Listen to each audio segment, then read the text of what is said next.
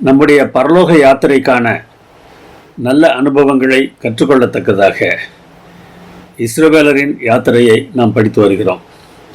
சிவந்த சமுத்திரத்தின் வழியாக அவர்கள் எவ்வாறு வந்தார்கள் என்பதை இந்த நாளில் நாம் தியானிக்க இருக்கிறோம்.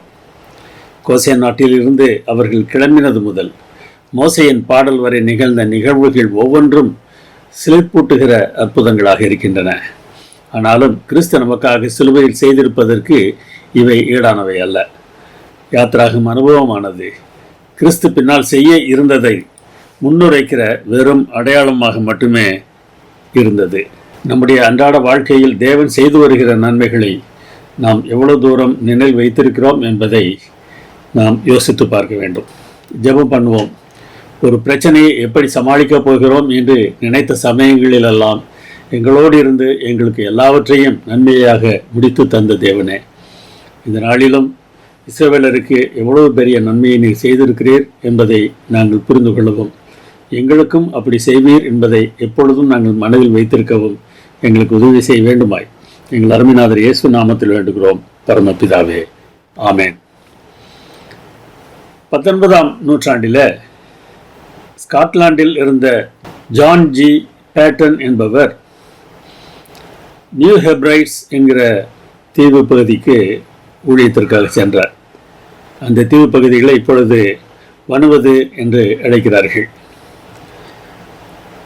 தென் பசிபிக் சமுத்திர பகுதியில் அந்த தீவு இருக்கிறது. ஆஸ்திரேலியாவின் வட பகுதிக்கு நேர்கிழக்காக இந்த தீவு இருப்பதை நாம் பார்க்க முடியும். இங்கே நரமாமிசம் உண்போர் அநேகர் இருந்தார்கள். இவருக்கு முன் 1839ஆம் ஆண்டில் ஜான் வில்லியம்ஸ், ஜேம்ஸ் ஹாரிஸ் என்ற 2 நற்செய்தியாளர்கள் அந்த தீவுக்கு சென்றார்கள். அவர்கள் இறங்கிய மாத்திரத்தில் அவர்களை சிறைப்பிடித்து கொன்று அங்கிருந்தோர் தின்று விட்டார்கள். 1858ஆம் ஆண்டில் ஜான்ஜி பேட்டனும் அவருடைய மனைவியும் இங்கு புறப்பட்டார்கள். அப்பொழுது நரமாம்சம் தின்கிற பகுதிக்கு நீங்கள் செல்ல வேண்டுமா என்று கேள்வி எழுப்பப்பட்ட போது ஜான் பேட்டன் இதைத்தான் சொன்னார்: இங்கே கிளாஸ்கோவில் நான் இறந்தால் என்னை புழுக்கள் தின்னும். இயேசுக்காக வாழ்ந்த பிறகு என்னை புழுக்கள் சாப்பிட்டால் என்ன, மனிதர்கள் சாப்பிட்டால் என்ன? எப்படிப்பட்ட ஒரு பற்றை தேவன் மேல் அவர் வைத்திருந்தார் என்பதை நாம் இங்கே பார்க்க முடிகிறது. அவர்கள் அங்கு சென்ற பிறகு ஒரு நாள் அவர்களை தீ வைத்து கொளுத்தி விட வேண்டும் என்று அந்த பகுதி மக்கள் ஒன்று கூடினார்கள். அந்த தீவு வாழ் மக்கள் ஒன்று கூடி தீ வைத்து விட வேண்டும் என்று பிரயாசப்பட்டு கொண்டிருந்ததை பார்த்த இந்த கிறிஸ்தவ தம்பதியர் ஜெபித்தார்கள். ஆனால் ஒன்றும் நடக்கவில்லை. கொஞ்சம் கொஞ்சமாக அங்கே கூடியிருந்த அந்த தீவுவாசிகள் அந்த இடத்தை விட்டு நகர ஆரம்பித்தார்கள். என்ன ஆயிற்று என்று இதற்கு தெரியவில்லை. ஒரு ஆண்டு கழித்து அந்த தீவுவாசிகளின் தலைவன் ஞானஸ்நானம் எடுத்து கிறிஸ்துவை தன் சொந்த இரட்சகராக ஏற்றுக்கொண்டார். அதற்கு பிறகு அவரோடு அவன் பேசி கொண்டிருந்த போது அவன் கேட்டான்: உங்கள் வீட்டை தீ வைத்து கொளுத்துவதற்காக நாங்கள் வந்தபோது உங்களை காவல் காத்து கொண்டிருந்த வீரர்களை காணோமே, அதற்கு பிறகு அவர்கள் எங்கே போனார்கள் என்று கேட்டான்.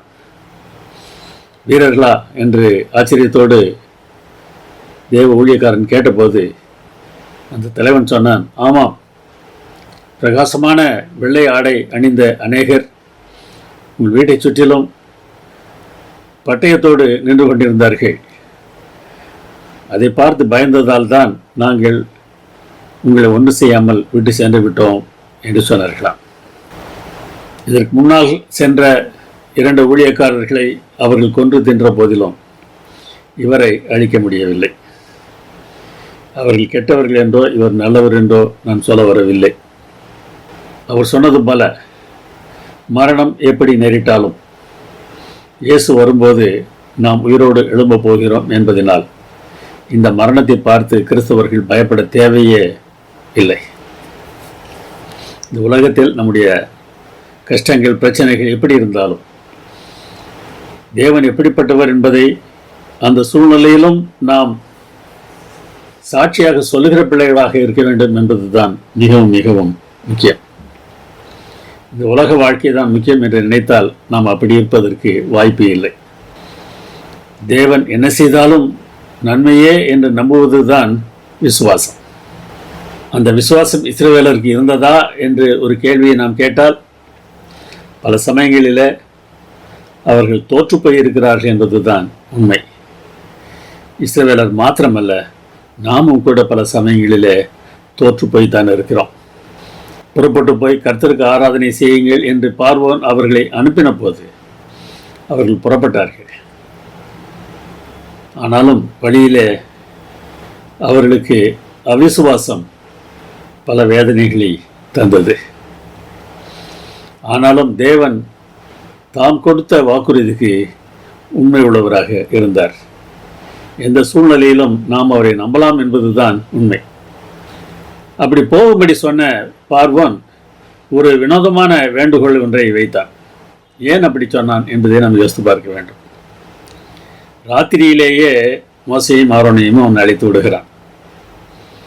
இன்னொரு முறை இந்த வாதை எப்பொழுது நீங்க வேண்டும் என்று தீர்மானிப்பது உங்களுடைய விருப்பம் என்று சொன்னபோது அடுத்த நாள் என்றான். இங்கே பகல் விடுவதற்கு கூட அவன் காத்திருக்கவில்லை, இரவிலேயே அழைத்து விட்டான். என்றால் அவனுடைய வீட்டிலும் மரணம் நிகழ்ந்து விட்டது, அவனுடைய பேரன் இறந்து விட்டான். அதனால் நீங்கள் போய் ஆராதனை செய்யுங்கள், உங்கள் ஆடுகளையும் நீங்கள் ஓட்டிக் கொண்டு போங்கள், தீவிரமாக இடத்தை நீங்கள் காலி பண்ணுங்கள் என்று சொல்கிறான். அவனுடைய வினோதமான வேண்டுகோள் என்ன தெரியுமா?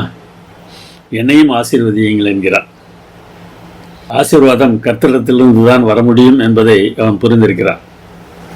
அவரை நம்புகிறோம் என்று சொல்கிற நாம் கூட பல சமயங்களில் ஆசீர்வாதம் வேற எங்கோ இருந்து வருகிறது என்று நாம் நினைக்கிறோம். அவன் சரியாக புரிந்திருந்தான். ஆனாலும் அவனுடைய மன கடினமானது அந்த புரிந்து கொள்ளுதலில் நிலைத்திருக்க அவனை விடவில்லை. அவன் சீக்கிரமாகவே மாறினான்.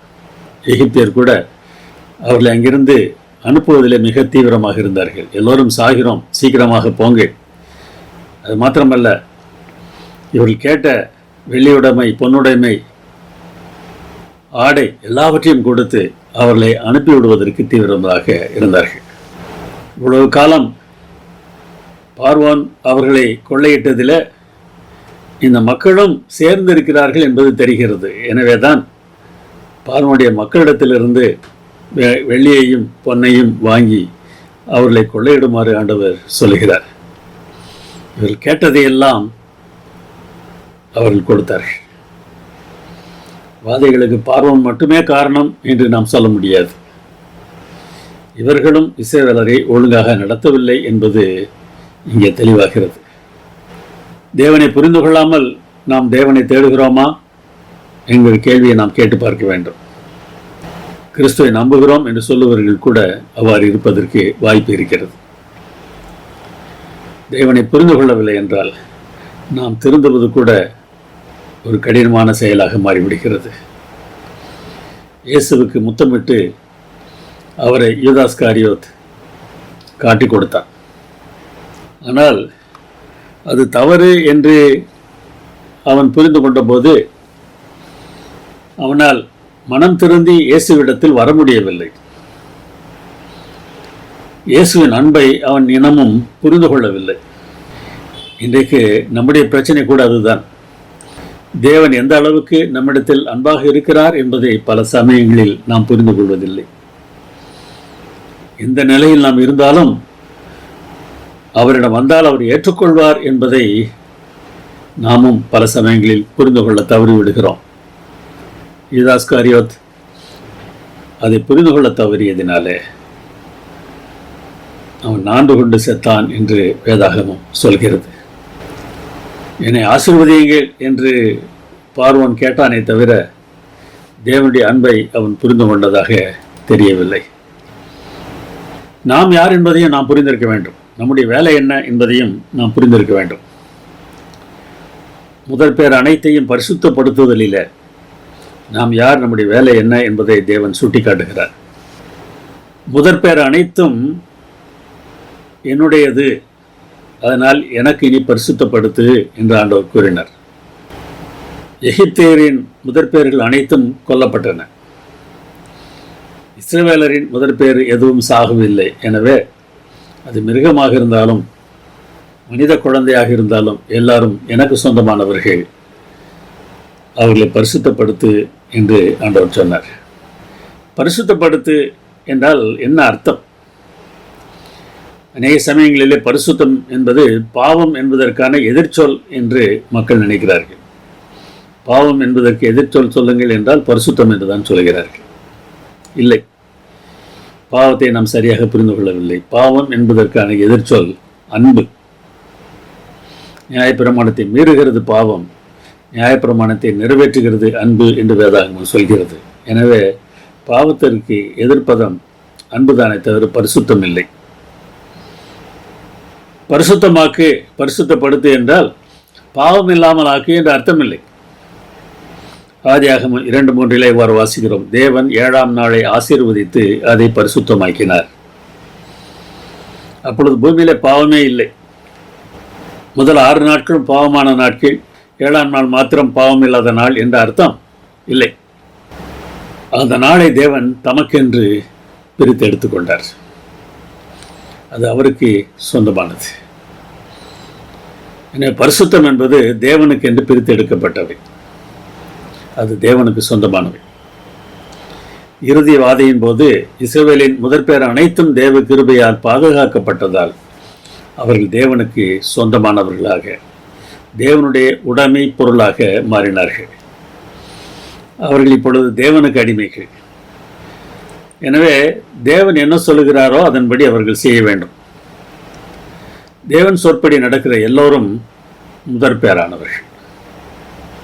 முதலாவதாக பிறந்த பிள்ளை மாத்திரமல்ல, யாராக இருந்தாலும் தேவனுடைய சொற்படி நடக்கிறவர்களே முதற்பேரானவர்கள் என்று வேதாகமம் அழைக்கிறது. ராஜாக்களும் ஆசாரியர்களும் தேவ சித்தப்படி செய்கிறவர்களாக இருக்க வேண்டும் என்று ஆண்டவர் ஆசைப்பட்டார். எனவே அவர்களும் முதற்பேரானவர்கள் என்று அழைக்கப்படுகிறார்கள். இயேசுவானவரும் கூட தேவன் சொற்படி நடக்கிற ராஜாவாகவும் ஆசாரியனாகவும் இருப்பதனால அவரும் முதற்பேரானவர் என்று அழைக்கப்படுகிறார். எனவே தேவனுக்கென்று பிரித்தெடுக்கப்பட்டவர்களை முதற்பேரானவர்கள் என்று வேதாகமம் அழைக்கிறது. இந்த அர்த்தத்தை எகிப்தில் நடந்த இந்த சம்பவத்திலிருந்து தான் நாம் புரிந்து கொள்கிறோம். ஒரு ராஜாவை முதற்பேரானவர் என்று வேதாகமம் அழைக்கிறது. தாவீதை பற்றி பேசும்போது, தாவீதை எனக்கு முதற்பேரானவனாக நான் தெரிந்து கொண்டேன், பூமியின் ராஜாக்களை பார்க்கிலும் மகா உயர்ந்தவனாக்குவேன் என்று தேவன் சொன்னதாக சங்கீதம் 89:27 வாசிக்கிறோம். தாவீதை பொறுத்த மட்டில் அவருடைய பெற்றோருக்கு அவர் முதற்பிள்ளை இல்லை. ஆனால் தேவனை பொறுத்த மட்டில் அவர் முதற்பிள்ளையாக இருக்கிறார். ஏனென்றால் தேவன் அவரை ராஜாவாக அபிஷேகம் பண்ணுவதற்கு தீர்மானித்தார். இன்னொரு ராஜா இருக்கிறார், அவர் நித்திய ராஜா. தாவீது மரித்து போனார், ஆனால் இவர் சாகவே போவதில்லை. இவரையும் முதற்பேரானவர் என்று தான் வேதாகம் அழைக்கிறது. உன்னதமானுடைய குமாரன் எனப்படுவார். கர்த்தராகிய தேவன் அவருடைய பிதாவாகிய தாவீதின் சிங்காசனத்தை அவருக்கு கொடுப்பார் என்று லூக்காவிலே நாம் வாசிக்கிறோம். இயேசுவை பற்றி எபிரேயரில் சொல்லும்போது, தமது முதற்பேரானவரை உலகத்தில் பிரவேசிக்க செய்தபோது தேவதூதர் யாவரும் அவரை தொழுது கொள்ள கடவர்கள் என்றார். ராஜாவாக இருக்கிற இயேசுவை முதற்பேரானவர் என்றால் ராஜா என்றுதான் அர்த்தம், முதல் பிறந்த பிள்ளை என்ற அர்த்தம் இல்லை. ராஜாவாக இருக்க போகிற இயேசுவை உலகத்திற்கு அனுப்பிய போது இவர் ஏதோ ஒரு மனித குழந்தை என்று தேவதூதர்கள் நினைத்துவிடக்கூடாது என்பதற்காக தேவதூதர் யாவரும் அவரை தொழுது கொள்ள கடவர்கள் என்றார் என்று வேதாகம் சொல்கிறது. இயேசுவே நித்தியராஜா. இவர் எப்படிப்பட்டவர் தெரியுமா? ஒரு குரங்கு ராஜா ஊமையை நான் கேட்டேன். கொஞ்சம் குரங்குகள் ஒரு மாந்தோட்டத்திலே குடியிருந்தன. மிக இனிப்பான தித்திப்பான பழங்களை தருகிற மாமரங்கள் அங்கே இருந்தன. அந்த குரங்கு ராஜா தன்னுடைய குடிமக்களிடம், நீங்கள் பழத்தை எவ்வளவு வேண்டுமானாலும் சாப்பிடுங்கள், அருகில் போகிற ஆற்றில் மாத்திரம் போட்டு விடாதிருங்கள், அப்படி ஆற்றில் அந்த பழம் அடித்து செல்லப்பட்டால் மனிதர்கள் யாராவது பார்த்து இந்த பழம் எங்கே இருந்து வருகிறது என்று தேடி வந்து விடுவார்கள், பிறகு நாம் இங்கே இருக்க முடியாது என்று இந்த ராஜா எச்சரித்திருந்தது. ஆனால் எப்படியோ சில பழங்கள் ஆற்றில் விழுந்து சென்று விட்டன. மனிதர்கள் இதை சாப்பிட்டார்கள். எங்கே என்று தேடி வந்தார்கள். அங்கே குரங்குகள் இருப்பதை பார்த்த மாத்திரத்தில் அந்த குரங்குகளை எல்லாம் அடித்து கொள்ள வேண்டும் என்று அவர்கள் தீர்மானித்தார்கள். இதை புரிந்து கொண்ட ராஜா, வாருங்கள் நாம் தப்பி ஓடிவிடுவோம் என்று அழைத்து கொண்டு ஓடுகிறார்கள். அப்பொழுது ஒரு பெரிய பிளவு, உயரமான இந்த பகுதியிலிருந்து அந்த பிளவை தாண்டி அடுத்த பக்கம் தாவி விட்டால் தப்பித்து விடலாம். எல்லா குரங்குகளும் ஒன்றின் ஒன்றாக தாண்ட ஆரம்பித்தன. சில குட்டி குரங்குகளாலே தாண்ட முடியவில்லை. எனவே இந்த ராஜா என்ன செய்தது, தன் பின்னங்காலை தான் இருக்கிற உயரமான பகுதியிலும் முன்னங்காலை அடுத்த பகுதியிலும் வைத்துக்கொண்டு, நீங்கள் எல்லாம் என்மேல் ஏறி சென்று விடுங்கள் என்று தன்மேல் ஏறி செல்லும்படியாக சொன்னதாம். எல்லா குரங்குகளும் தப்பித்து விட்டன. ஆனால் இந்த ராஜா குரங்கு பலவீனமாகி கீழே விழுந்து விட்டது. இதெல்லாம் பார்த்து கொண்டிருந்த மனிதர்கள் ஓடி சென்று அந்த குரங்கு விழுந்த இடத்துல அதை பார்த்து, நீதான் ராஜா என்று நினைக்கிறோம், ஏன் இப்படி செய்தாய் என்று கேட்டபோது இந்த குரங்கு ராஜா சொன்னதாம், நான் மனிதன் இல்லை, நான் குரங்குகளின் ராஜா. என் குடிமக்களின் நன்மைதான் எனக்கு முக்கியம், அதற்கு பிறகுதான் என்னுடைய நலன். இது ஒரு கற்பனை கதை தான். ஆனால் நான் மனிதன் இல்லை என்று சொல்லும்போது மனிதர்கள் எப்படி இருக்கிறோம் என்பதை இந்த கதாசிரியர் வெளிப்படுத்துகிறார். மனித ராஜாக்கள் தங்களுடைய நன்மையை தேடுகிறவர்கள். ஆனால் உண்மையான ராஜா அப்படிப்பட்டவராக இருக்க முடியாது. இயேசு கூட அப்படித்தானே சொன்னார், நான் பணிவிடை செய்வதற்கு வந்தேன். ஆசாரியரையும் முதற் பேரானவர் என்று வேதாகமம் அழைக்கிறது. எப்படி என்று பாருங்கள்.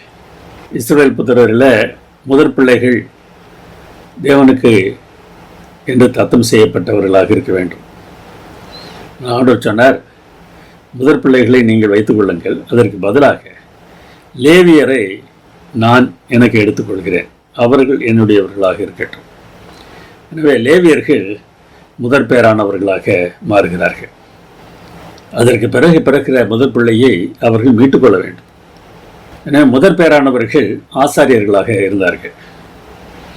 இயேசுவை நித்திய ஆசாரியர் என்று வேதாகமம் சொல்கிறது தெரியுமா?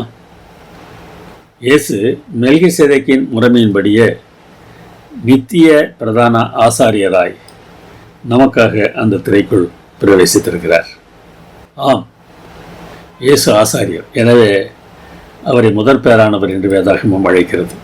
ஒரு ஆசாரியருடைய வேலை என்னவாக இருக்க வேண்டும் என்பதை பிஷப் யூசிபிஎஸ் காட்டுகிறார். 4ஆம் நூற்றாண்டின் துவக்கத்தில் ரோம பேரரசனாகிய கான்ஸ்டன்டைன் கிறிஸ்துவை ஏற்றுக்கொண்டதாக சொல்லிக்கொண்டார். அந்த சமயத்தில் தான் யூஸ்பிஎஸ் பிஷப்பாக இருந்தார். ஒரு குற்றவாளிக்கு கான்ஸ்டன்டைன் மரண தண்டனை கொடுத்து விடுகிறார். ஆனால் அவன் திருந்திவிட்டான் என்பதை கேள்விப்பட்ட பிஷப் அவனை காப்பாற்ற வேண்டும் என்று யோசிக்கிறார். அதற்காக அந்த தண்டனை நிறைவேற்றப்படுகிற இடத்திற்கே யூசிபிஎஸ் வருகிறார். அதுபோன்று வந்து பேரரசனிடம் முறையிடுவது மிகவும் ஆபத்தானது. பேரரசன் கோபப்பட்டார். இவரை கொண்டு விடுவதற்கும் வாய்ப்பு இருக்கிறது. அது தெரிந்திருந்தும் நேரே வந்து கான்ஸ்டன்டைனை பார்த்து, நீங்கள் தவறு செய்தால் தேவன் உங்கள் மேல் இரக்கம் காட்ட வேண்டும் என்று எதிர்பார்ப்பீர்களா என்று கேட்டார். ஆம் என்று பேரரசன் சொன்னபோது யூசிபிஎஸ் சொன்னார், இவன் மேலும் இரக்கம் காட்டுங்களேன், அவன் தெரிந்துவிட்டதாக கேள்விப்படுகிறேன், நீங்கள் ஏன் மன்னிக்கக்கூடாது என்று கேட்டார். ஆசாரியருடைய வேலை இதுதான். யாரெல்லாம் மற்றவர்களுக்காக பரிந்து பேசுகிறவர்களாக மாறுகிறார்களோ அவர்கள் ஆசிரியர்களாக இருக்கிறார்கள். நாம் யார், நம்முடைய வேலை என்ன என்பதை நாம் புரிந்திருக்க வேண்டும். இயேசு பரலோக நீதிமன்றத்தில் நமக்காக பேசுகிறார். அவர் ராஜாதி ராஜாவாகவும் இருக்கிறார். அவருடைய பிள்ளைகளாகிய நாம் என்ன வேலை செய்ய வேண்டும் யோசித்து பாருங்கள். பரலோகத்தில் பெயர் எழுதியிருக்கிற முதற் பேரானவர்களின் சர்வசங்கமாகிய சபை என்ற பெயரில் வாசிக்கிறோம்.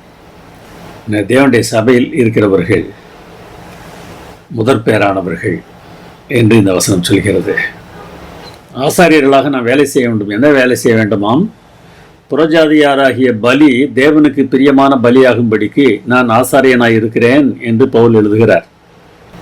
தேவனுடைய அன்பு நிமித்தம் தேவனுக்கென்று தங்கம் செய்யக்கூடிய அநேகரை அழைத்து வர வேண்டிய வேலை ஆசாரியனுடைய வேலை. அந்த மனிதர்களிடத்தில் தேவனை பற்றி பேசி ஒரு சமாதானத்தை உண்டு பண்ண வேண்டிய வேலையை தேவன் நமக்கு தந்திருக்கிறார். அப்படிப்பட்ட ஆசாரியர்களாக நாம் இருக்கிறோமா என்று யோசித்து பாருங்கள். நாம் ஆசாரியர்கள் மாத்திரமல்ல, ராஜாக்களும் என்று வெளிப்படுத்தலை வாசிக்கிறோம். எங்கள் தேவனுக்கு முன்பாக எங்களை ராஜாக்களும் ஆக்கினீர், நாங்கள் பூமியிலே அரசாடுவோம் என்று பாடினார்கள். ஒவ்வொரு குடும்ப தலைவனும் அந்த குடும்பத்தை பொறுத்த மாத்திரத்தில் ஒரு ராஜா தான். ஒரு நிர்வாகத்தின் தலைவர் அந்த நிர்வாகத்தில் வேலை செய்கிற அனைவருக்கும் ஒரு ராஜாவாக இருக்கிறார். அந்த குரங்கு ராஜா இருந்தது போல நம்மை சார்ந்திருக்கிறவர்கள் மேல் அன்பு காட்டுகிற ராஜாக்களாக நாம் இருப்போமா? இயேசு அப்படிப்பட்ட ஆசாரியனாக ராஜாவாக இருக்கிறார். நாமும் அப்படி இருக்க வேண்டும் என்று நம்மிடத்தில் எதிர்பார்க்கிறார். அப்படிப்பட்ட செயலை நாம் செய்யும்போது நம்முடைய பிள்ளைகள் நம்மிடத்தில் ஒரு கேள்வி கேட்பார்கள். ஏன் இப்படி செய்கிறீர்கள்? உலகத்தில் இப்படி இல்லையே, நீங்கள் மாத்திரம் ஏன் இப்படி செய்கிறீர்கள் என்று கேட்கும்போது நாம் ஒன்று சொல்ல வேண்டுமா? தேவன் எனக்கு இதை செய்திருக்கிறார், எனவே நானும் அதை மற்றவர்களுக்கு செய்வேன். யாத்திராகமம் 13ஆம் அதிகாரத்தில் ஒரு செயலை செய்யும்படியாக இஸ்ரவேலரிடம் தேவன் சொல்கிறார். முதற் பேரான சகலத்தை நீ மீட்டுக்கொள்ள வேண்டும். ஒரு கழுதையாக இருந்தால் அதை பலியிட முடியாது. ஒரு ஆட்டுக்குட்டியை பலியிட்டு அந்த கழுதையை மீட்டுக்கொள்ள வேண்டும். அப்படி மீட்டுக்கொள்ள முடியாவிட்டால் அந்த கழுதையை கொன்று போட வேண்டும். அதே போல முதலாவதாக பிறக்கிற பிள்ளையையும் நீங்கள் மீட்டுக்கொள்ள வேண்டும். அதற்கு ஒரு ஆட்டுக்குட்டியை பலியிட வேண்டும். இது என்ன என்று உன்னிடத்தில் கேட்டால் நீ என்ன சொல்ல வேண்டும் என்பதை பற்றி அவர் அங்கே ஆண்டவர் சொல்லுகிறார். கர்த்தரின் நியாயப்பிரமாணம் உன் வாயில் இருக்க வேண்டும், இது உன் கையிலே அடையாளமாக இருக்க வேண்டும், இது உன் கண்களின் நடுவே நினைப்பூட்டுதலாக இருக்க வேண்டும். இதை வாசித்த யூதர்கள் இந்த வேத வசனங்களை எழுதி நம்முடைய நெற்றியிலும் கையிலும் அணிந்து கொள்ள வேண்டும் என்று அணிந்து கொள்ள ஆரம்பித்தார்கள். திரையில தெரிகிற படத்தை பாருங்கள். கையில நெற்றியில அவர் இந்த டெஹலிம் என்று அழைக்கப்பட்ட அந்த தாயத்தை அணிந்திருப்பதை நீங்கள் பார்க்கலாம். இதைத்தான் ஆண்டவர் சொன்னாரா? எனக்கு அப்படி தெரியவில்லை. வெளியே தெரியும்படியாக செய்கிற இந்த ஒரு காரியத்தை பற்றி அவர் பேசவில்லை. மீட்டுக்கொள்ளுதல், ஆட்டுக்குட்டியை அடித்து மீட்டுக்கொள்ளுதல் நடக்கும்போது இந்த அடையாளங்களை பேச வேண்டும் என்று சொல்கிறார். உண்மையான மீட்பு என்ன? இயேசு எல்லாருக்காகவும் மரித்தார் என்பதை வெளிப்படுத்துவதுதான். அதை நாம் எப்படி வெளிப்படுத்த வேண்டும்?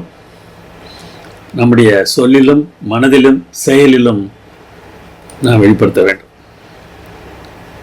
நாம் என்ன செய்கிறோம் என்பதை பார்த்து, இது என்ன பொதுவாக இப்படிப்பட்ட தவறை உங்களுக்கு விரோதமாக செய்த ஒருவரை நீங்கள் மன்னிக்கிறீர்களே, எதற்காக இப்படி செய்கிறீர்கள் என்று கேட்டால் இயேசு கிறிஸ்துவை பற்றி நாம் சொல்ல வேண்டும். வாயின் வழியாக இயேசு நமக்கு செய்ததை சொல்ல வேண்டும்.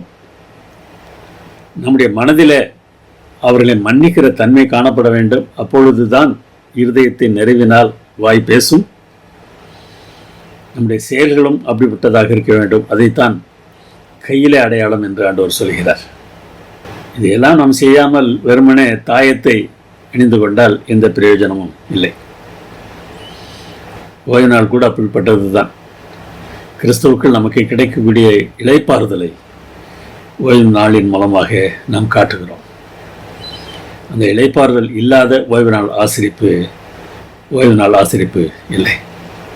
ராஜாக்களும் ஆசாரியர்களுமாக இருக்கிற நம்மை தேவன் எவ்வாறு நடத்துகிறார் என்பதையும், நம்முடைய எதிர்பார்ப்பு எப்படிப்பட்டதாக இருக்க வேண்டும் என்பதையும் நாம் கவனித்தாக வேண்டும். சிவந்த சமுத்திர வழியாக அவர்களை நடத்தினார். அப்படி அவர்கள் புறப்பட்ட போது யோசேப்பின் எலும்புகளை எடுத்துக்கொண்டு சென்றார்கள். தேவன் நிச்சயமாக உங்களை இங்கே இருந்து அழைத்து செல்வார், அப்பொழுது என் எலும்புகளை கொண்டு செல்லுங்கள் என்று யோசேப்பு சொல்லியிருந்தார். தேவனுடைய வார்த்தையை அப்படியே நம்பினார். ஆபிரகாமிடத்தில் தேவன் செய்து கொண்ட உடன்படிக்கை இது, அதன்படி அவர் செய்வார் என்று யோசேப்பு நம்பினார். தேவன் சொன்னபடி செய்கிறவர். அவர்கள் கிளம்பிய போது தேவன் அவர்களை எந்த வழியிலே அழைத்து சென்றார் என்பதை நீங்கள் பார்க்க வேண்டும். பொதுவாக தேவன் நம்முடைய நிலைமையை உணர்ந்து நாம் எப்படிப்பட்ட நிலையில் இருக்கிறோமோ அதற்கு ஏற்ற பிரகாரமாக நம்மை நடத்துகிறார். நம் பலவீனர்களாக இருந்தால் உடனடியாக அநேக காரியங்களை அவர் நம்மிடத்தில் எதிர்பார்ப்பது இல்லை. நம்மால் எதை செய்ய முடியுமோ அதை நாம் செய்ய வேண்டும் என்று தான் எதிர்பார்க்கிறார். பெலிஸ்தீனின் தேச வழியாக சென்றிருக்கலாம், அது ஒரு வழி. அந்த வழியாக சென்றால் மற்ற தேசங்களோடு யுத்தம் செய்ய வேண்டியது இருந்திருக்கும். அப்பொழுது மனம் சோர்ந்து போவார்கள் என்பதற்காக அவர் அந்த வழியாக நடத்தாமல் சிவந்த சமுத்திர வழியாக நடத்தினார் என்று வேதாகம் சொல்கிறது. அப்படியெல்லாம் ஆண்டவர் கருத்தோடு யோசித்து செயல்பட்ட போதிலும் கூட அந்த மக்கள் விசுவாச குறைச்சலுடன் நடந்தார்கள் என்று தான் நாம் பார்க்கிறோம். இன்னும் இப்படி நடந்து விட்டார்கள் என்று நாம் சொல்கிறோமா? நாம் என்ன செய்கிறோம் என்பதை யோசித்து பாருங்கள். நாம் என்ன செய்கிறோம்? யாக்கோபு தன்னுடைய மாமனாருடைய வீட்டை விட்டு புறப்பட்டு வந்தபோது பின்னாலேயே மாமனார் லாபான் துரத்து கொண்டு வருகிறார். யாக்கோபை சந்தித்த போது யாக்கோபிடம் லாபான் சொல்லுகிறார், நேற்று இரவு உன்னுடைய தேவன் என்னுடைய சொப்பனத்திலே தோன்றி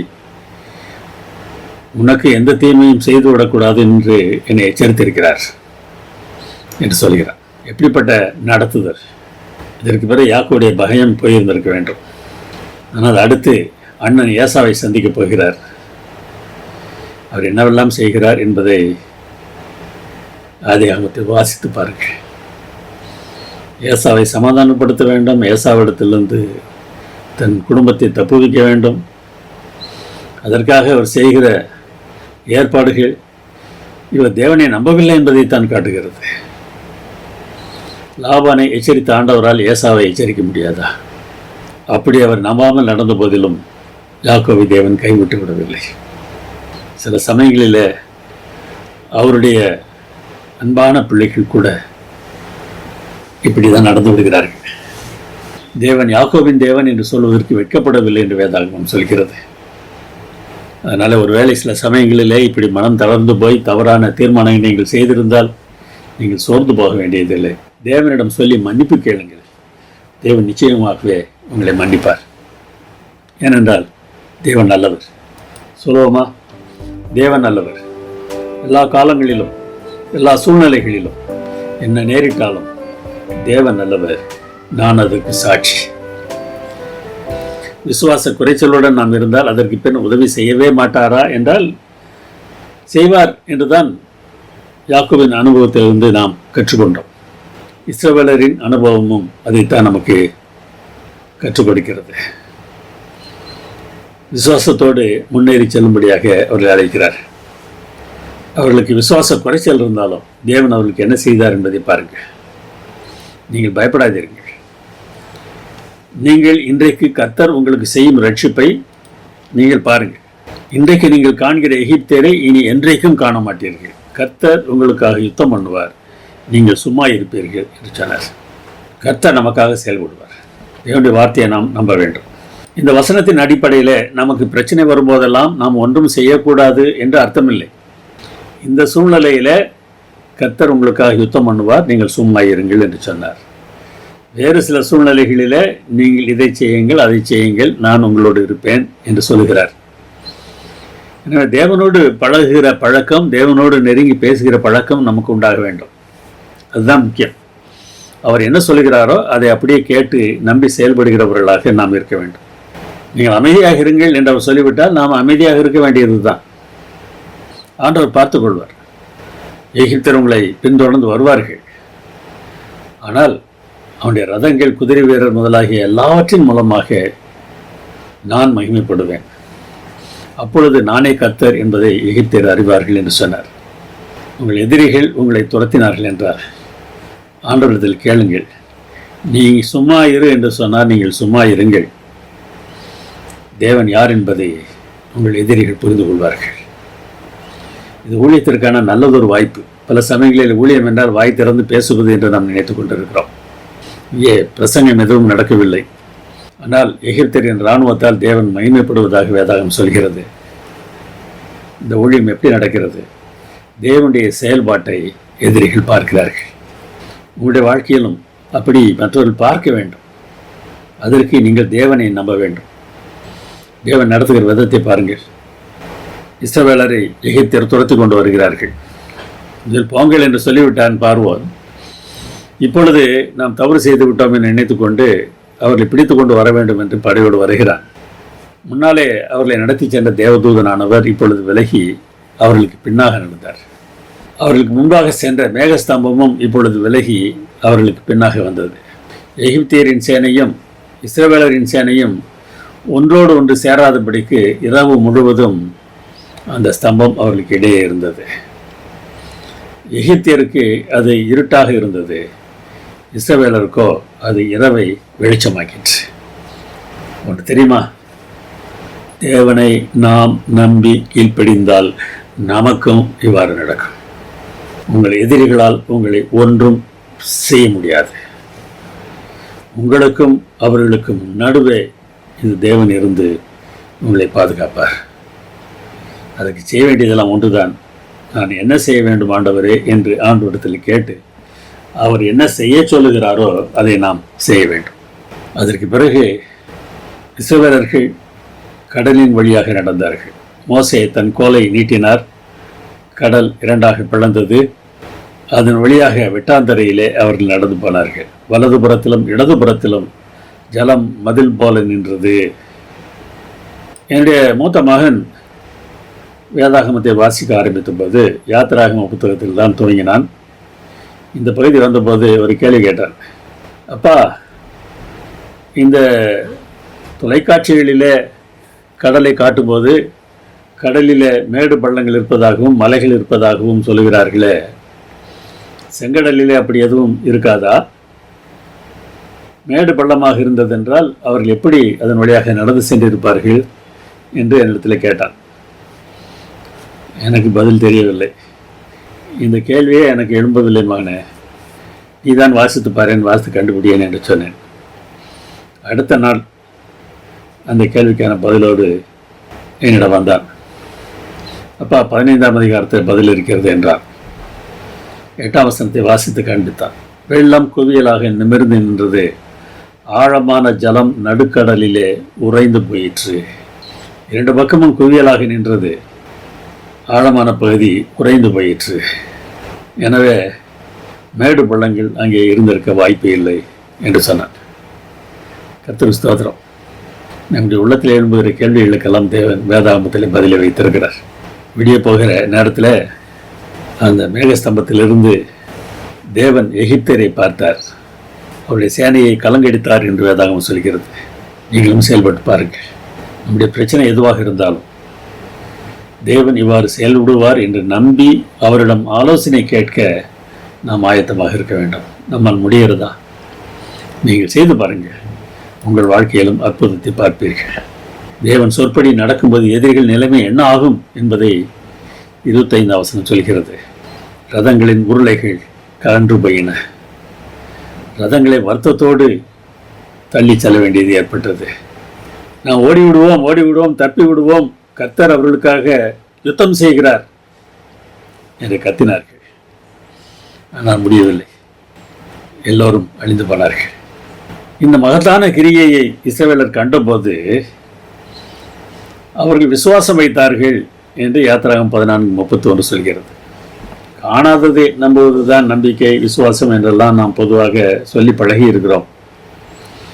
அது உண்மைதான். ஆனால் முதலில் காண்பதால் தான் விசுவாசம் வருகிறது. அந்த அனுபவத்தின் அடிப்படையில் அதற்கு பிறகு வரக்கூடிய பிரச்சனைகளில் தேவன் செயல்படுவார் என்று காணாமலேயே நம்புகிற பழக்கம் நமக்கு உண்டாக வேண்டும். என்னுடைய விசுவாச வாழ்க்கையின் துவக்க காலத்தில் ஒரு படகை பற்றியும் 2 துடுப்புகளை பற்றியும் போதகர்கள் கதை சொல்லி நான் கேட்டிருக்கிறேன். ஒரு படகு முன்னேறி செல்ல வேண்டும் என்றால் 2 துடுப்புகள் அவசியம். ஒன்று விசுவாசம், இன்னொன்று கிரியை. ஒரு துடுப்பை மாத்திரம் போட்டால் படகு நகராது, இருந்த இடத்திலேயே சுற்றி கொண்டிருக்கும். என விசுவாசமும் கிரியையும் வேண்டும் என்று சொல்ல நான் கேட்டிருக்கிறேன். அப்படி சொன்னவர்கள் எல்லாம் நாம் விசுவாசிக்க வேண்டும், நாம் கிரியை செய்ய வேண்டும் என்று தான் சொன்னார்கள். ஒருவர் என்னிடத்தில் இப்படி பேசிக்கொண்டிருந்த போது என்னுடைய நண்பர் சொன்னார், நீங்கள் சொல்வதெல்லாம் சரிதான், 2 துடுப்புகளும் போட வேண்டும். ஆனால் அந்த துடுப்புகளை போடுவது யார் என்பதில் தான் பிரச்சனை.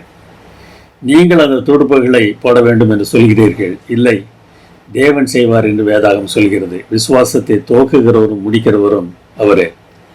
நமக்கு விருப்பத்தையும் செய்கையையும் உண்டாக்குகிறவரும் அவரே. நம்முடைய வேலையெல்லாம் அதற்கு எதிர்ப்பு தெரிவிக்காமல் அவருடைய நடத்துதலை ஒத்துக்கொள்வது தான். ஒத்துக்கொள்ளும் போது இஸ்ரவேலருக்கு நடந்தது போன்ற அற்புதத்தை நாம் பார்ப்போம்.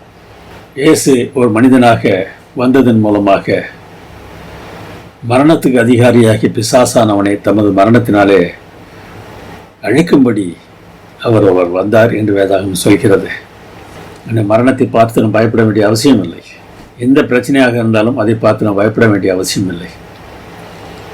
நம்மிடத்தில் அன்பு காட்டுகிற ராஜா வித்தியாசமானவர். இந்த உலகத்து ராஜாவை போன்றவர் இல்லை. இதை நாம் புரிந்து கொள்ளும்போது நடக்கிற மாற்றம் மிகவும் அற்புதமானதாக இருக்கிறது.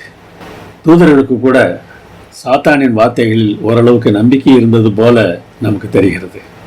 அந்த நம்பிக்கையெல்லாம் சிலுவையில் அவர்கள் உள்ளத்திலிருந்து போய்விட்டது. அப்படித்தான் கொலோசியரில் வாசிக்கிறோம். தேவனோடு அவர்கள் ஒப்புரவானார்கள். அதற்கு பிறகு என்ன செய்தார்கள்? பரலோகத்தை விட்டு சாத்தானையும் அவன் தூதர்களையும் துரத்துவதற்கு அவர்கள் தீர்மானித்தார்கள். மரணம் நேரிடுகிறதா இருந்தாலும் அதற்கு தப்பும்படி தங்கள் ஜீவனையும் பாராமல் ஆட்டுக்குட்டியின் ரத்தத்தினாலும் தங்கள் சாட்சியின் வசனத்தினாலும் அவனை ஜெயித்தார்கள் என்று வேதம் சொல்கிறது. இதை செய்தவர்கள் தூதர்கள். அப்படிப்பட்ட ஒரு மாற்றம் இயேசு நமக்காக மரித்தார் என்பதை புரிந்து கொள்ளும் போது ஏற்படுகிறது. சிலுவை நம்முடைய மனதில் இருந்தால் நாமும் சாத்தானை வெல்லலாம். அந்த இஸ்ரவேலர்கள் வெற்றி கழிப்பை எவ்வாறு கொண்டாடினார்கள் என்பதையும் நாம் லேசாக பார்க்க வேண்டும். மோசேயும் மிரியாமும் பாடல் பாடினார்கள் என்று யாத்திராகமம் சொல்கிறது. மோசே பாடினார், இஸ்ரவேலர் சேர்ந்து பாடினார்கள். மிரியாமும் பெண்களும் எதிர்பாட்டு பாடினார்கள். அப்பொழுது மோசேயும் இஸ்ரவேல் புத்திரரும் கர்த்தரை புகழ்ந்து பாடின பாட்டு என்று 1ஆம் வசனத்தில் வாசிக்கிறோம். மிரியாம் அவர்களுக்கு பிரதிவசனமாக பாடினார் என்று 21ஆம் வசனத்தில் வாசிக்கிறோம். இந்த 2 வசனங்களிலும் வருகிற வார்த்தைகள் ஒரே வார்த்தைகள் தான். மோசே பாடியதை இந்த பெண்கள் ஒத்துக்கொள்கிறார்கள். அது உண்மை என்பதை மீண்டுமாக பாடல் மூலமாக காட்டுகிறார்கள். தனக்கு தேவன் எப்படிப்பட்டவர் என்பதை முதலில் பாட்டில் அவர் சொல்லுகிறார். அவர் என்னுடைய பலன், அவர் என்னுடைய பாட்டு, அவர்தான் எனக்கு ரட்சிப்பு, அவர்தான் என் தேவன், அவர்தான் என் நியாயாதிபதி, அவர்தான் என் ராஜா. அவருக்கு வாசஸ்தலத்தை ஆயத்தம் பண்ணுவேன். இங்கே என்னுடைய இருதயத்தில் என்னோடு கூட என் பக்கத்தில் அவர் இருப்பதற்கு, அவர் தங்கியிருப்பதற்கான ஏற்பாட்டை நான் செய்வேன். அவர் என் தகப்பனுடைய தேவன், அவரை உயர்த்துவேன். எனக்கு மாத்திரமல்ல, என் முன்னோர்களும் அவரை வணங்கி இருக்கிறார்கள், நான் அவரை உயர்த்துவேன். கர்த்தரை யுத்தத்தில் வல்லவர் என்று தேவன் எப்படிப்பட்டவர் என்பதை இந்த பாட்டிலே மோசே சொல்கிறார். பகைவர்கள் என்ன சொன்னார்கள் என்பதையும் அவர் சொல்கிறார். தொடருவேன், பிடிப்பேன், கொள்ளையாடி பங்கிடுவேன், என் ஆசை அவர்களிடத்தில் திருப்தியாகும், என் பட்டயத்தை உருவுவேன், என் கை அவர்களை சங்கரிக்கும் என்று பையன் சொன்னானோ.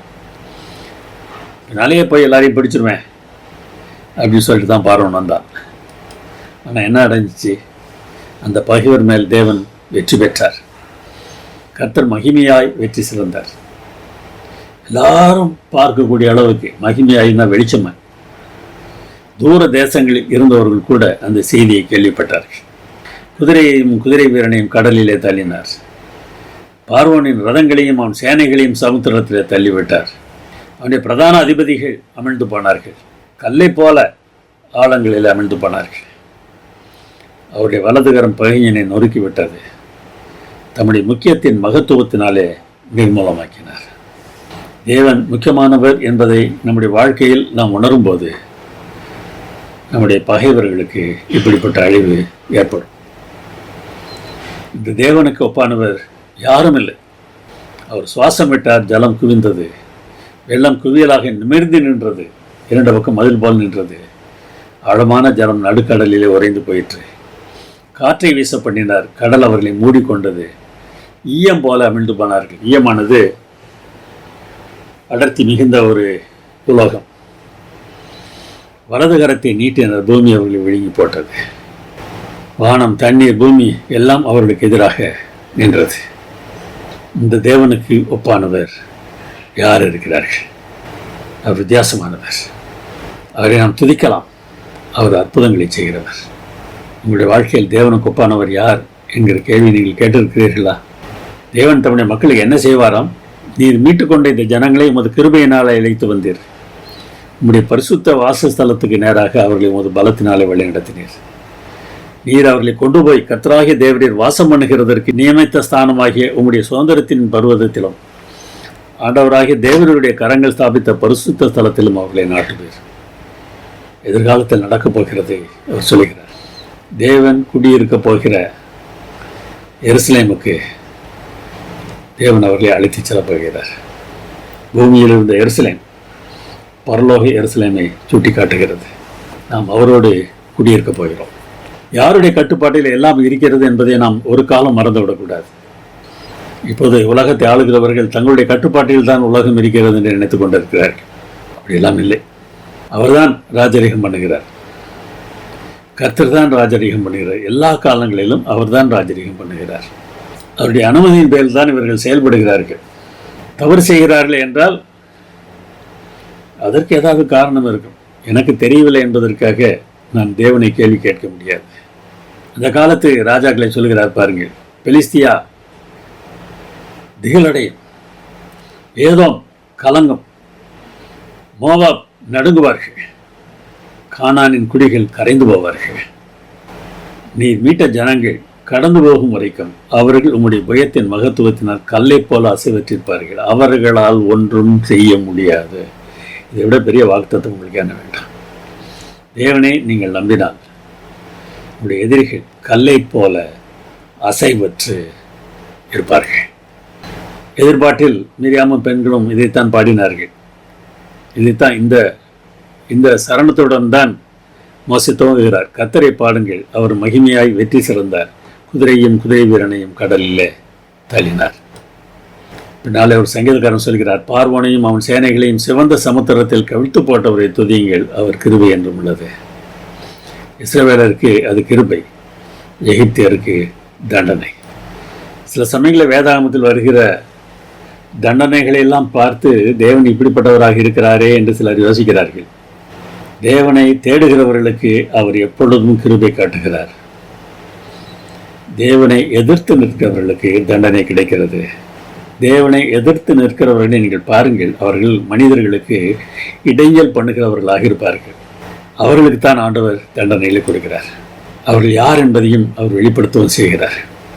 அநேக சமயங்களில் மற்றவர்களுக்கு இடைஞ்சல் பண்ணுகிற அதிகாரிகள் சாத்தானுடைய ஏவுதலினாலே அப்படி செயல்படுகிறார்கள்.